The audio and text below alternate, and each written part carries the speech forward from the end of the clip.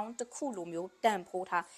အမျိုးသမီးတယောက်အနေနဲ့ main ကလေးတယောက်အနေနဲ့ကိုကမနာကျင်ချင်ဘူးဆိုရင်ဒီအချက်ကို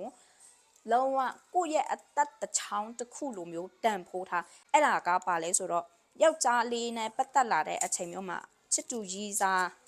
နဲ့ပတ်သက်လာတဲ့အခါမျိုးမှာကျမတို့တွေကပယ်တော့အခါမှာကိုယ့်ရဲ့ standard ကိုနှိမ်ချပြီးတော့မှတစ်ဖက်လူက negotiate လုပ်တာကိုလုံးဝလက်မခံနဲ့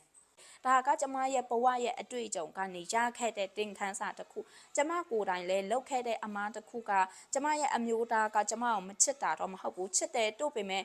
တူချစ်နေတဲ့ပုံစံကသူ့ရဲ့ပုံစံနဲ့တူချစ်တာသူပြောတာကတရားတယ်လို့မျိုးကလေး